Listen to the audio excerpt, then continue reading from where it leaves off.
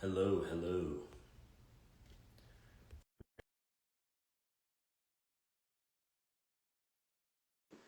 Who could it be? What's up, homies? Hello. Someone's gonna hop in 2 seconds. There we go. What's up, bro? What is up? Nice. How how you doing?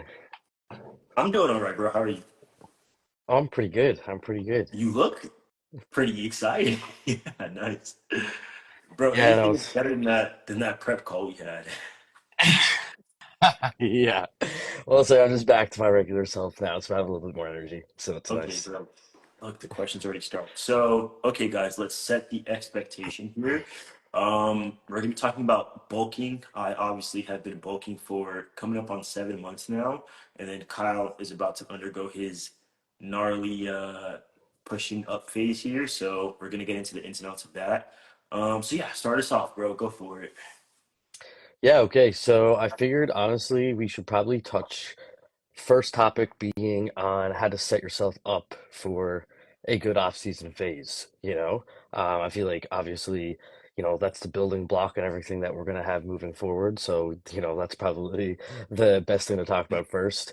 So, I always get people ask me the question of like, oh, I don't know if I should, bulk or cut or what I should do. Right. Um, and realistically speaking, if you have never ever been in the gym before, chances are the answer is, just get into the gym and start lifting weights and start eating a bit cleaner, and you're gonna probably have like a really great reaction from newbie gains. But a lot of times it's not people that are like brand new to the gym that are asking this question. It's like they're in the middle of phases and they're not really sure which way to navigate towards.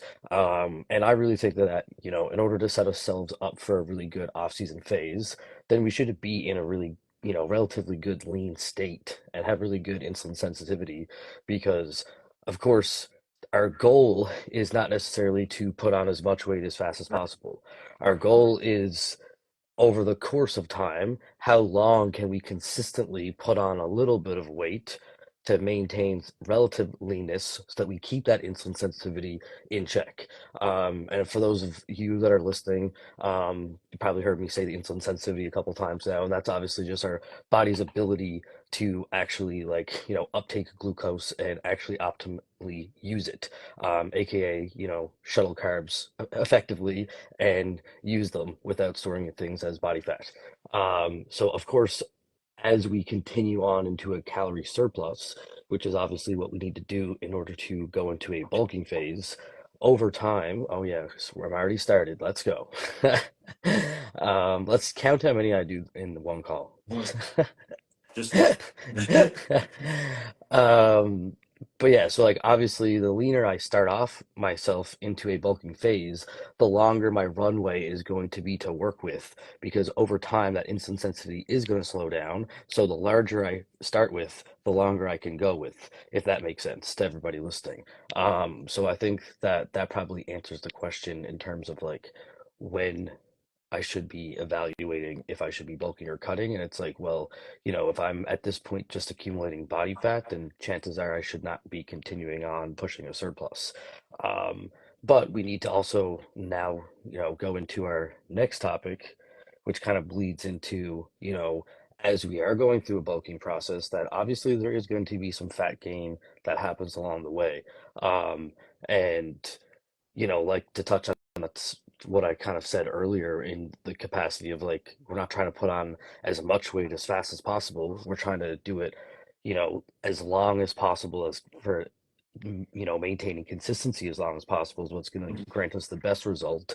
That also comes from like, not crazily increasing your surplus, let's say, like crazy fast.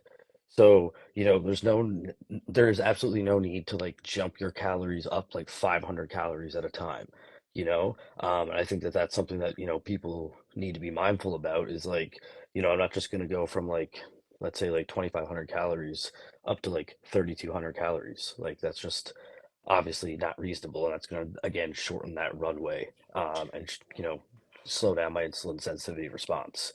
Um, but to get into the third topic, which is I think probably going to be the biggest one that we're going to probably dive into relatively deep here today, which is addressing mentality and maintaining a positive mindset while going through a bulking phase as we do accumulate a little bit of body fat and maybe how that might feel in terms of people's regards to dysphoria or also their self-image or things of that nature. So I figured that would be a good thing to dive into since you're definitely getting deep, deep, deep into that bulk yourself. And like you said earlier, I'm just about to dive into my off-season phase where obviously I'm going to get a little bit fluffier along the way, let's say. Okay, cool. First place, square one. And honestly, we beat this. Well, I feel like people in general beat this like into the ground in terms of like when is a good time to start. Like if you look in the mirror and you're able to like grab your stomach and like pull fat out, like probably you're not in the greatest position to bulk, right? I feel like especially now everybody's talking about their winter arts and stuff like that. You don't just have to hop on a trend because everybody else is doing it. Like think of your start point. That's a major thing. And one thing that I hit on, I actually just filmed a video about bulking because one of my clients sent me over like this giant list. And I was like, I'm gonna answer all of this in a video, and for him, of course. So, oh my God, that made me lose my train of thought. Holy shit. What was I saying?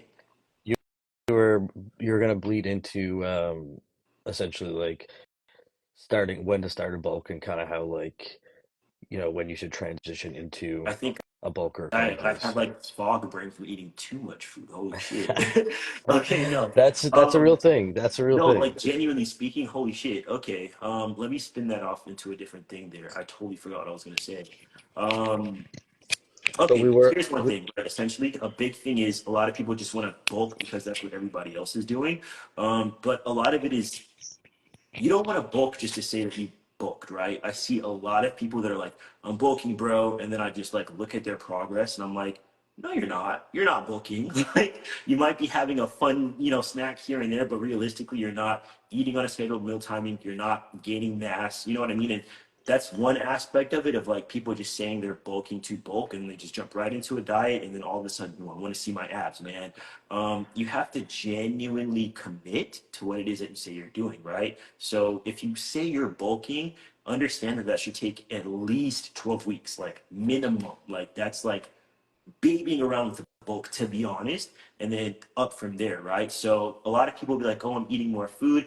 And the moment they start to see like either their abs are going a little bit or they have a little pudge hanging out of their pants, it's like, oh, time to pull back. Now I'm cutting again. And it's this endless cycle. And I feel like trans guys do this shit a lot, an endless cycle of dipping my toes into a bowl.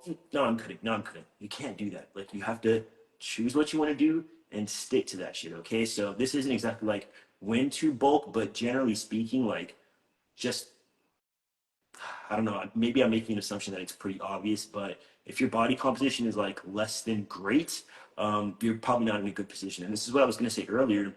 I wouldn't say a lot of cis guys have this metric of like you have to have visible abs when you start the bulk. I don't know about you, bro, but I know that I personally did not have visible abs for my first bulk. I think that for a lot of AFAB people, like visible abs is something that comes a little bit later down the line because we Yeah, just don't. I agreed. didn't. Yeah, like I didn't have that abdominal wall built up until like probably after like my second real bulking phase, right? So I don't think that's a metric that you should take into account. Like you must have visible abs. It's just like you shouldn't be too fluffy as a way to put it. It is kind of vague for us, I think more so as like AFAB people than anyone else.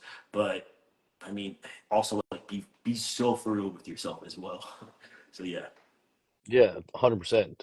And like also like what you said, like on like, like a minimum of 12 weeks for a bulking phase. Like, I'm about to embark on like a 40-week Mhm. bulking phase right now. So it's like, you gotta lock in and On commit to commitment. that shit. Yeah.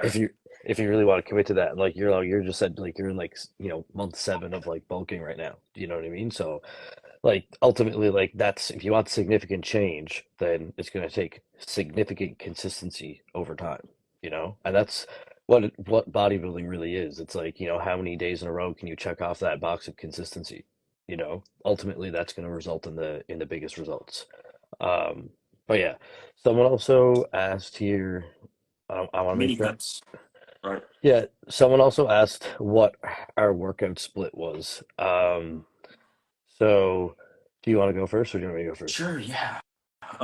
So I'll preface this by saying I did push pull legs for like probably like 4 years and I still love it. I feel like you can change just so many things about it.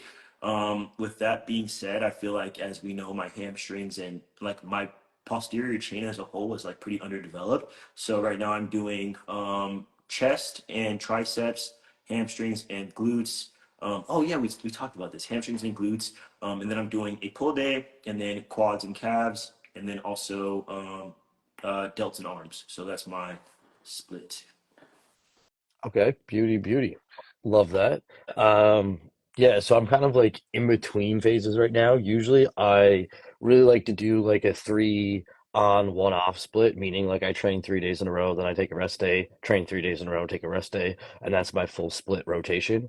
Um, however, when I'd run a health phase, aka like after I ended my prep and until I start my real off-season push, which I'm going to be doing in like the next 2 to 3 weeks, my main purpose of a health phase is to like drop off fatigue. So my regular split, which I'll be going back into now into my growing phase, is a 6 day rotation that starts off with I do something similar. I do chest, side delts, and triceps.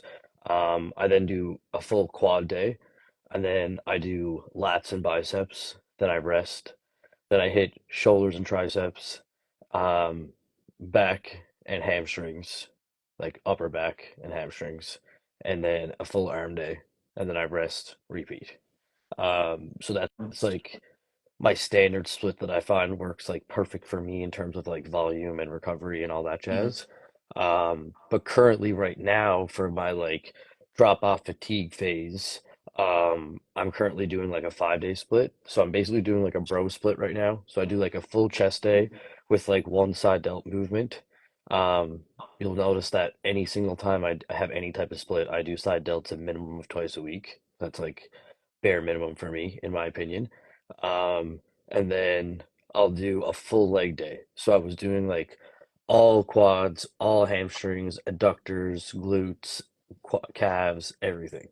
And then I take a rest day because that day would be absolutely insane. And then I would go a full back day, which my back recovers like super well no matter how much I attack it. And then I just do like a shoulder day, and then an arm day, and then a rest day. So really, my back, shoulder, and arm day, 3 day routine was like dropping off a lot of like fatigue for me. And then like post show, the only thing I really wanted to make sure that I was like either maintaining the most or bringing up a little tiny bit my rebound was my chest and my legs. So that's why I had a rest day like before chest and then a rest day after my leg day.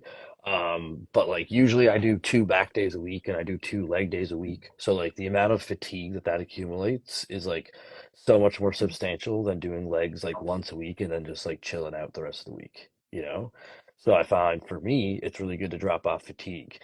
Much generally, like if someone like needs to bring up their upper body a lot and they already have like really strong legs, like I also find that's like a really good split design for somebody.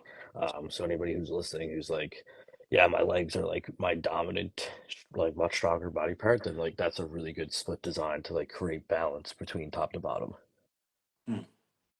Agreed. I think it's also a lot of since we're this put us on a tangent, but anyways, since we're talking about training as a whole, I think that a lot of people get caught up with doing a shit ton of exercises and not bringing each of them like as close to failure as is like reasonable, right? So like for everything you mentioned and the amount of volume that you have, you're gonna need like to deload eventually or really like take true rest days. So if you find that you're in this position of you're doing like fucking, I don't know, like 6 to 7 exercises per day. First of all, I don't count abs as like an exercise for myself. Like I do them every training day, but that's not part of like my total volume in my opinion. So realistically speaking, I do like what's up? Were you gonna say something about that? No, I was agreeing. I was like Okay, saying, yeah, yeah. I also think the same way about calves. Like I throw those in at the end of workouts all the time, but I'm yeah. like, I'm not counting that in my like volume of my day, you know? Exactly. Okay, boom. So I typically have like 5 exercises and then for my chest and arms day, I have a little bit more because arms can typically take a little bit more volume. So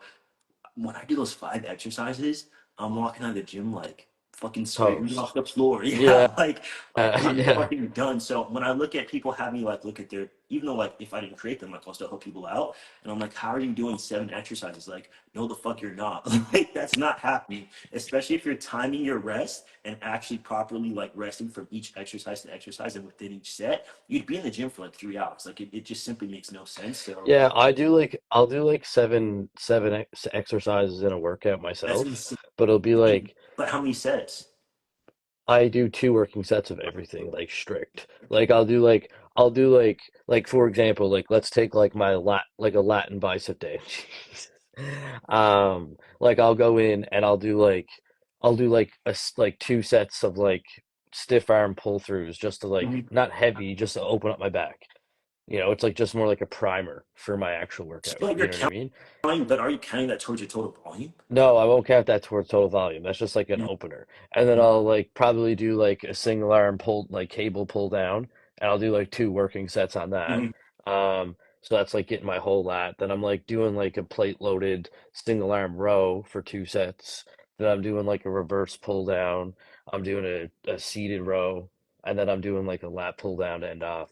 And then I'll do like, so that's like 5 sets on my lat, 5 moves on my back, and then I'll do um like an easy bar cable curl or something and like a preacher curl or some shit like that. So it's like I do like 5 moves on my back, two on my biceps, 7 exercises, 2 sets on everything.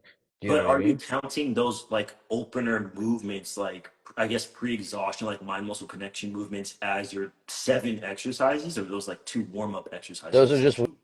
those are just warm-ups, bro. Like I Yeah, don't so I'm even saying like, but somebody who's listening to this might be like, oh, well, Kyle does 7 exercises, and they'll go and try to do like full working sets of like 7 exercises. That's different between like, especially if you have a lagging body part, like yeah, even though your back is not lagging, so well, dude, that's a yeah, lot. but that's like also like, but like that's just like in terms of like volume and frequency, like I've just kind of figured out like what works best for me, Yeah. and I'm definitely somebody that like responds better to like moderate to higher volume. Not that I do like high volume either, but like for example, like even like on a chest day, like I'm doing two different chest flies and I'm doing three different presses. So I'm doing 5 chest exercises on a chest day. And then I'm probably doing like one side delt move too. So like that's like 6 moves on that day. You know what I mean? I think if yeah, I do get what you're saying. I think it's important for clarity here because bro, you know that somebody is gonna you're saying these are like primer movements, whereas there's a line between that and I'm gonna fucking take this 7 exercises to failure, you will be demolished. You know what I mean? So like important just throwing that nugget out there for anybody who's watching. No, because bro, I have seen it and I'm like, they're like, Devin, like, I feel like I'm gonna injure myself, like I'm so tired, like I can't do anything. Yeah, like two of these exercises are redundant. You don't need to do that. Like take one of these out and you'll have way more energy in the long term. So that's good though. I get what and I don't do that by the way. I'll do like my rotator cuff warm-ups. I do a lot of so where you do like those separate exercises that are like priming the muscle, bro, my training log has like 4 warm-up sets, especially for like my first couple of movements. Like for my pull day, I do like a prime horizontal row, and I have like 5 warm-up sets there. So I feel like maybe you would just jump like closer to your working set as Yeah, opposed to having warm-ups. so like let's take like my lat workout for Mhm. example, since we like just talked about that one. Or actually let's take a chest day since we just mentioned chest. So it's like my chest day starts off with chest flies. It's like my primer is like scapular retractions, you know what I mean? But I'm not counting that as volume. I'll then get into my chest flies. I'll do one warm-up set of like probably like 8 to 9 reps at like half my working weight, and then I'll put the weight up to like 75%. I'll do like maybe like 4 or 5 reps at most, a little feeder set, and then I'm right into my working set. Like from the time that I start my flies, warming up till I'm doing a working set rep, Mhm. it's maybe 90 seconds tops. Yeah, so we have different, I guess, methods when it comes to that because I will not do that. Yeah, Yeah. so it's like, like I'll spend probably like 5, 10 minutes priming up my like rotator cuffs and Mhm. like all that shit before I start. Right. But once I start, it's like that. first movement has two warm-up sets, like the way I just Mhm. explained. Maybe my first press of the day is going to be set up the same way, where it's like half the weight for, 8 reps, and then I'm going 75% of the weight for like 4 reps, and then I'm right into my working set. But like by the time I go to my third movement, I'm doing like one warm-up set of like 6, 7 reps, dumping the dumbbells and going right into my working set right away. Like I'm not wasting energy or glycogen. Like I've already done this press pattern a bunch of times. Mhm. And for anyone listening, I'm super, super confident with this movement pattern because I've been doing it consecutively for like 3 straight years. So that's why I can jump into it relatively fast without warming up. So that's not how you start off, just for anybody that is hearing me say this, just to clarify. But then like my fourth and my fifth chest movement, so like my next like my incline cable chest slides that I love doing, like I go right up on that and put it right to my working weight as soon as I walk over to it. And same with my last press. I'll go into that flat press machine on my working weight right away and just go right to work because it's like I've already done this exercise pattern literally hundreds of times and everything's already nice and warmed up. Everything's primed. There's lots of blood in my chest. So like I'm not necessarily like I might do like yeah, 5 chest exercises, but like I'm not doing any warm-up sets at all on move number 4 or 5. You know I what I mean? think So it's like yeah, it's important for that because you're also at a level where, listen, a lot of people who are even within your first year, pressing is like it's gonna be wobbly, it's gonna be wobbly, and if you're jumping right from like one warm-up set to your working set, your stability is gonna be ass. You're not gonna be getting as much as you can out of that, right? So yeah, that's also your training age, and then also where the exercise is placed in your, like your training execution. Yeah, you're hun- gonna need to warm up less if it's lower on the list because you're not gonna blow your rotator cuff out at that point. So, yeah, yeah. a lot of variables. Yeah, exactly. Like if I was like when I was like newer in the gym, like I would probably stick with only like 3 or 4 movements at maximum and do maybe an extra set on them to get better at those versus like trying to like get good mind muscle connection and like set up good activation on like multiple different things. It's just Mhm. like you said, that comes with like, training maturity and like age and experience in the gym. Yeah, that's very important, and that also comes down to whenever you're training with other people as well. Like I will have had some clients who train with people who are like more advanced than them and they try to hang with them. And then it's just kind of like, well, you might have, I don't know, dumbbell press like the 80 pounds, right? What did that look like? Like how productive was that? Did you feel your chest engage or was homeboy that you were training with using that amount of weight and you just wanted to jump on there with him? So it's also like, this is another spin-off thing of I don't know. I haven't done this since maybe like 2020, but I remember walking into the gym and then being like, oh, 40 pounds is like my working weight for a shoulder press and looking around and being like, people are gonna think I'm weak. Like, fuck, I can't do this. Like, I must lift more weight. And people get caught up in that cycle of like, okay, no, no, I cannot have people think that I'm only curling the 15-pound dumbbells. Like, I must lift more. Yeah, it's So like it's like, at the end of the day, like I always say, and I say this to all my clients, both my online clients and my people that I train in person, mhm, it's like stimulation is king. yeah, Like above all else, I don't care if your weights and your reps stay the exact same, but every week your stimulus gets an activation of the muscle gets better because at the end of the day, that's what's going to drive the hypertrophy and that's what's going to drive the adaptation of the muscle, and that's going to result in the most change to your results.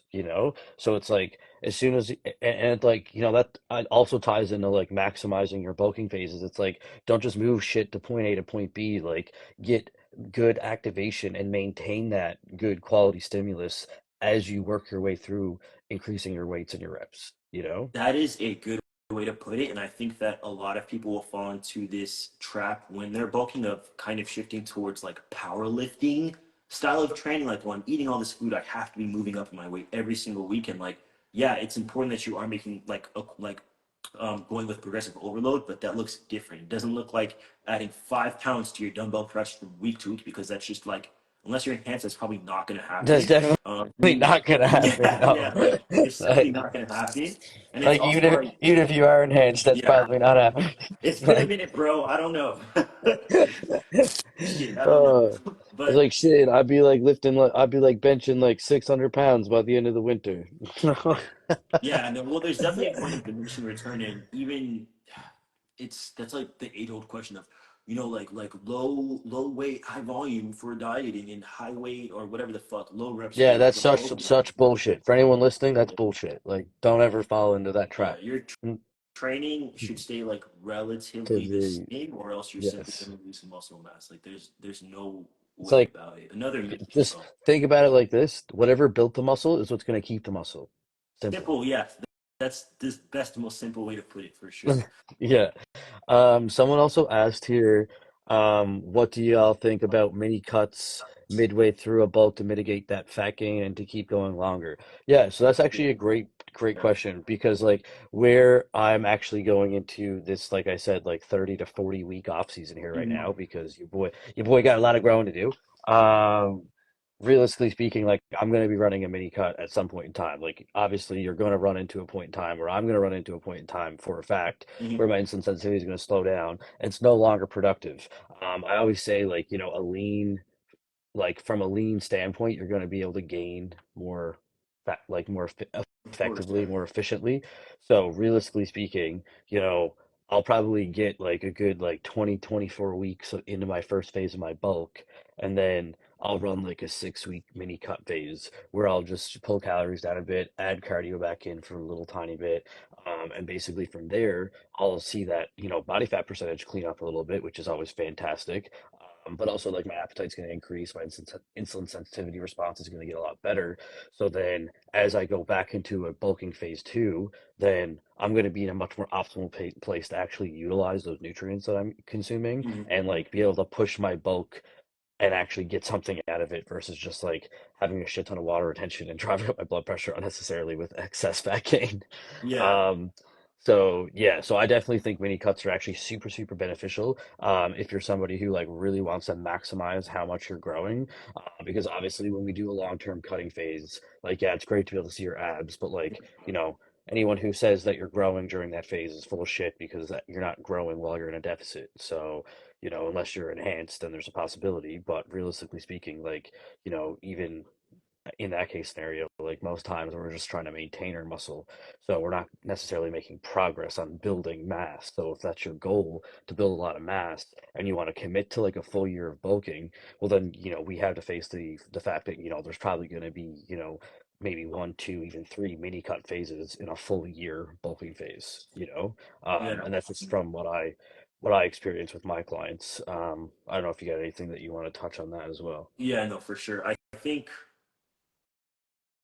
it depends. What I have found with a lot of people who are lifestyle folks who have lives going on, there will be built-in lifestyle mini cuts. Like a lot of people have shit come up where, hey, like I went on vacation for like 2 weeks. Well, they dropped X amount of weight. That's like a built-in mini cut. Or, I'm like hella stressed out. I haven't been able to eat. Like it may speak to the caliber of like a lot of the people I work with are like very freaking busy 24/7 and they might not have the time to like smash a bulk like that consistently or like they got sick or XYZ happened. So I found that when you're like fully 1000% dialed in, then yes, that like very locked in, now we're going to drop your calories for this sake is going to be more frequent as opposed to if you have like not too much going on in your life or you're like hyper, controlled of all those variables that would otherwise make your food fall off, then yes, those mini cuts will be like more present. I guess what I've seen for most people in their lives is like there will be natural things that come up that allows that to happen anyways, if that makes sense. That's the first thing. And the second thing is I do have some other people who are a little bit like more locked in, like either they work from home or they don't have a ton going on. And the mini cut works best for them, mostly also from a mindset perspective, because a lot of people want to rip their fucking skin off. Like when they get, to a certain degree of body fat, it's like, yo, like how much longer? Like what like how much longer are you gonna be here, bro? And it's like honestly, let's pull back for like you say, like 6 to 8 weeks. If it goes any point past that, like at that point, how much are we pulling back here? Like we're doing too much, you know what I mean? So I think it serves a great, obviously, physiological point for insulin sensitivity and like everything like that, and then also digestion, but also like mentally. And a lot of what we're doing here is mentality, like you were saying. Listen, most of the times I come across people and I'm like, are you full, like in a bulking phase? Like, are you full or are you disgusted with yourself when your brain is telling you you're full? Like, there's a difference. And even I find that for myself, like, I'll be like, damn, bro, like, I'm so full. Like, this is disgusting. Like, I'm going to throw up. And then I'll like put on like a motivational, like, fucking Jay Cutler video. And I'm like, nah, bro, you got to eat this shit. Yeah. And my brain opens up. And I'm like, yeah, bitch, eat that shit. Like, there's definitely a difference in your mindset. And it's the same thing with dieting, even though that's not the point. But you will be like, my stomach is eating itself. I have to, bro, I'm literally gonna die if I don't eat right now. And you just write it out, go for a walk, go to the mall or some shit, and then, do whatever you're gonna do. And you're like, oh, wait, I did not, in fact, die. So a lot of it is also mindset as well. Yeah, yeah, I completely agree. Oh, He Jesus. blew up. Okay. Sorry, bro. My Yeah, you're good. phone is apparently not on, it was on silent for everything besides like urgent. Fair So we enough. can like, you know how people can like urgently send a message even when your Mhm. phone's on silent? Yeah, So it like, I didn't have it on my actual tripod, so it like vibrated and like ate shit. fair enough. But to say, Uh, I um, know who dropped that. Oliver, my client Oliver. Like, yes, mini cuts, bro. Yeah. Also, someone also asked, would you say in a bulk strength stress slash training plateau need to increase calories? Honestly, that's really going to depend on a lot of things. Yeah. Um, I find you like obviously yes, like if you know, we do a certain increase and we think we're in a surplus. Let's say like I increase my calories by like 100 or 200 calories a day, Mhm. right? I stay in that what I think is a surplus and I'm not noticing any change. Then I might increase that amount again. That might grant a similar, like grant a response where I then am starting to notice more strength and energy and things of that nature. Then we know we're on the right track. But if I have done, two increases and that has not increased, and I am seeing any bit of actual weight gain on the actual scale, consistently 2 weeks in a row, but I'm not noticing any translation to strength gains or energy gains, then we need to address the root cause of the issue, the problem here, So, we need to also be mindful of the fact that, yes, nutrition is a huge part of us, having proper recovery and having the fuel and the energy for our performance and, to maximize our gains, so to speak. But we also need to address the fact that there's a lot of other elements that go into you being successful and being in a favorable environment in terms of your body being able to build muscle. So, I would immediately, first off the hop, address sleep. How is our sleep? At the end of the day, if I'm not getting the bare minimum amount of sleep every night on a consistent basis, then okay, well, I'm already immediately missing a very important building block that's going to be impacting my recovery and thus my ability to respond and perform what I'm expecting my body to do. And then I would definitely start to address, you know, things along the lines of like, water intake, sodium intake, and also stress management. Okay. I don't think a lot of people realize how much stress impacts them and then causes our bodies to not have the physical response in which we're wanting it to have, you know? So I think there's a lot more to looking at the big picture of everything else that's going on versus just calories in, calories out at the end of the day. I agree with that. I think also, so there's two things here. I think one thing is people view, well, my food went up, so now my training has to go up, where it should be like training is driving the car essentially, if that makes sense. That's one thing. And then the second thing is going to be, well, there's two things, two more things, I guess. The first thing, the second, oh my God, bro, my brain is in a fucking blender right now. A lot of people don't track their training, like training logs. So if you're like, I haven't moved up, but you're like just thinking back to what you lifted last time instead of actually looking at the numbers. That's the first thing, right? But say you are tracking your training, like you're logging everything. Another piece that could be very useful there is recording your sets, right? Because I might be stagnant, bro. Like my incline Smith machine press is a bitch. Like it is very hard for me to progress on that, but I'll record it and I'll be like, you know what? From last week to this week, this weight moved way smoother. Like I did not almost die on my final rep. Like it moved way better. That's a form of progressive overload. So we also have to be realistic about our expectations with what, progressing at specific exercises are going to look like. Some are going to come easier than others. There's some exercises that you're just going to have to grind it out for. That doesn't mean that you just need to add more food. Like, does Does mass move mass? Yes, but there's other aspects that go into that. I think that if what you're solely looking for is I have to be heavier so I can move more weight, that's powerlifting. Like that's not bodybuilding. You have to take into account all the million of the factors that you said as well. And a lot of times we'll find like, are you measuring your water intake? You know, like if someone asks you how much water are you having on a day, and you're like 3, 4 bottles, like that's not a proper answer.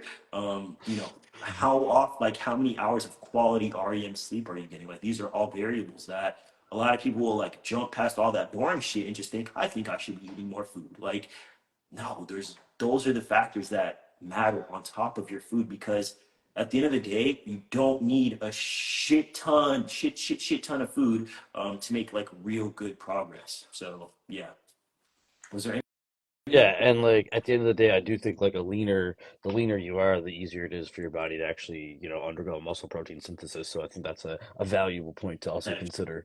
true. If we want to get a little nerdy about it.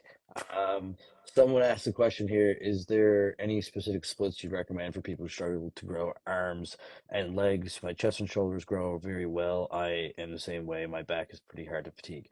Yeah, so realistically speaking, splits, if you're having trouble growing your arms and legs, is going to be pretty simple. I would definitely recommend doing something along the lines of like, let's say like chest and triceps, and then you could have like a back day. Um, and then realistically speaking, at the end of back, like I'd probably do like a bicep move. That's it. Then I'm gonna do of like a full quad day, have a rest day. Then I probably would tack on like some front and rear delts with like a full arm day.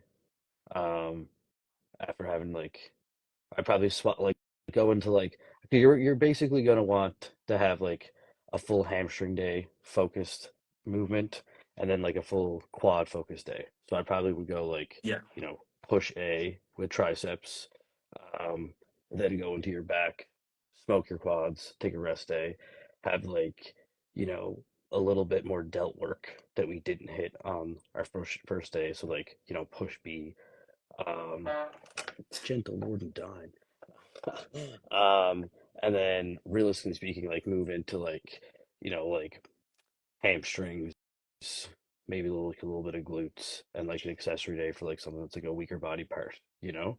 Um, like that would be like ultimately like what I would be focusing on because like obviously like the more often I can have like frequency of my arms throughout the week is going to be better. Your arms are going to be able to handle more volume, whereas like I wouldn't recommend like hitting quads twice a week or hitting hamstrings twice a week. yeah. I I think usually my approach, which I generally find anecdotally for most people, you get a better response from like just absolutely destroying your legs. Like a quad, for example, like destroy your quads once a week and just take them to full annihilation.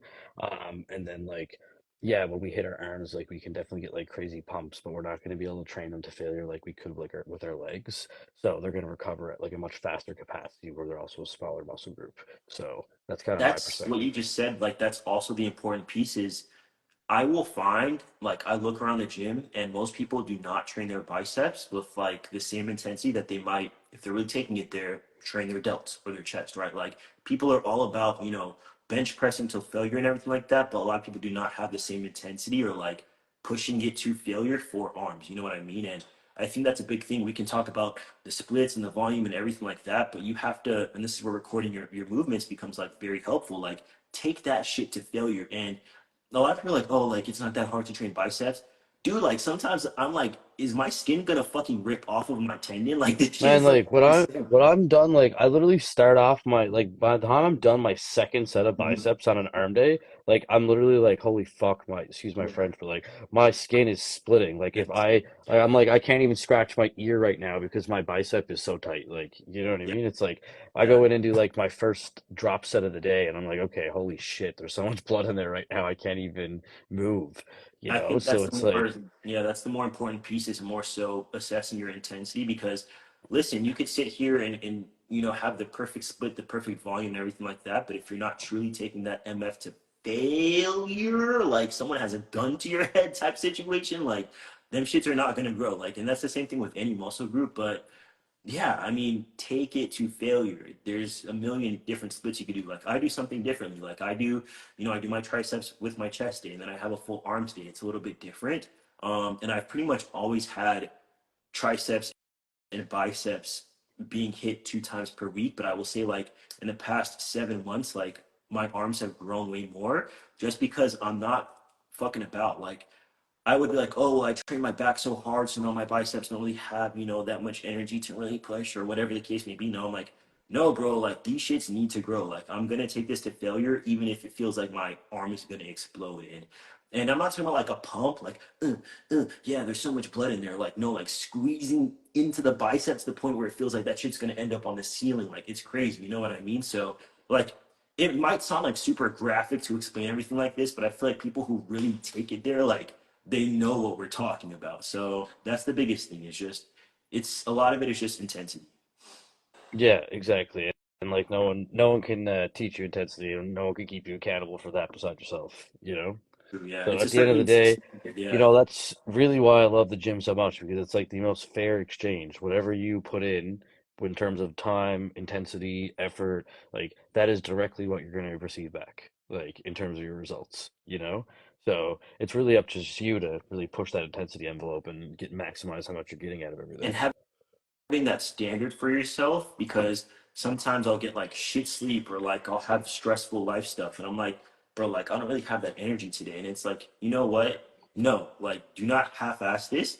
If anything, bro, like you get this done and go to bed earlier, and that can be your little treat for really pushing yourself. Like you have to find a way to set a standard of like truly high output for yourself and then rise to meet that every single time. Because when you start to feel like, I don't feel so good today, I'll just go a little bit like, that's when shit starts to fall off. You know what I mean? So hold yourself there. That's when it comes to like yourself and your values, not to get too deep here, but you don't just go with emotions. Like shit will get hard, like you might not be able to train to your full schedule. Like everybody does not live a bodybuilder bro life. Sometimes you just gotta get in there when you can get in there. Make sure when you get in that bitch, like you make it happen. So I mean, even for bulking, the same deal. Yeah. Yeah. Was there any more questions? No, I think we are good. What are we gonna touch on next? Yeah, I think that we also should, touch on, probably, taking the bulk too Movement. far and the negative repercussions of that, because, I definitely see people Push it. get to get to the point where they do kind of hit a plateau, continue to drive up calories, continue to kind of stay in the same spot, and then we have this like, you know, stagnant maintenance Unproductive, phase yeah. where we're feeling probably super sluggish and not very productive in terms of how much muscle we're actually able to build. So, when we get too high to a body fat percentage, that is going to cause obviously lots of negative health repercussions. Like, I think that's like the number one primary thing that is my number one Mhm. concern. But also, we're not going to be in as much of a, you know, optimal place to actually build muscle tissue, and that's probably why it's translating into seeing your strength plateau in the gym.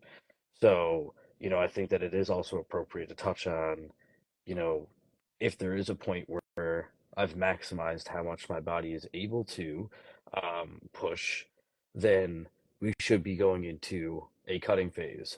But I also like to touch on my biggest thing that I wanted to highlight in this conversation, Mentality. which is people going from a bulking phase into a cutting phase too quickly. No stepping stone in between them. Yeah. So like, there's just like a huge problem with that I see happen all too often where people are like pushing the surplus, let's say maybe I'm in a surplus for 12 weeks, 16 weeks, 20 weeks, whatever it is. I'm like pushing up that calorie set point. I'm, seeing a good progress within my strength gains and all this jazz. I reach a point where it's like, okay, time to kind of, you know, switch gears, clean up the body fat percentage. Um, maybe someone's like, yeah, perfect timing because it's summer in a couple months and I want to get lean anyways. Okay, perfect. Let's like, summer's in like 8 weeks from now. So let's like, hop into the diet really quickly and clean things up. And what ends up happening is we didn't let that muscle like mature and actually give it time to marinate, so to speak, to actually stick. So all too often we see is all the like vast majority of the muscle that you built, you go into a dieting phase really quickly and or more aggressive dieting phase, especially I see this happen more often than not. You lose most of the muscle that you worked your ass off building, all bulk. So I think that it is important to say that like there should be a phase, much like, as we finish a dieting phase, there's a phase in between that before I don't just go from a cutting phase and then, okay, boom, doubling my calories and up into a bulking phase. Like there's a transitional Mhm. period there. There also should be a transitional period of bringing yourself from this surplus back down towards your maintenance before we actually dip into a deficit. And, that maintenance phase should be held for a little bit to make sure that that muscle is held. And I think that that's a really, really important thing to talk about because I think that that's oftentimes a big piece that's missed in terms of like how to maximize how much gains you make in your off season, because coming out of your off season is also a crucial aspect of keeping the muscle that you build during it. You know what I mean? Yeah, I think a big piece of that is also training. If you're going from like peak bulk to like, okay, let's pull my calories by, I don't know, 500 plus amount because I want to see my abs now, your training is going to take a big hit to that. So that's kind of the piece of like letting the muscle marinate. If you're just fucking around with your strength and with your progress in the gym like that, well, your muscle's probably going to not fall right off, but it's definitely not going to sustain itself as it would have if, your training doesn't need to Well, be it's impacted by all these variables. Yeah, well, it's like immediately not being introduced to the same load. Hmm. It's not necessarily required to have the same output of force. Therefore, why does the muscle then require an adaptation to be stronger Hmm. if I'm using less resistance? And that's what's going to translate in my performance dropping off like that. So, like, realistically speaking, we should be trying to bring our calories down as slow as possible. I think that's obvious, but I also think that there's a point where, I can stay in a maintenance before I actually go into that deficit. That's like valuable, and that's going to look different from person to person.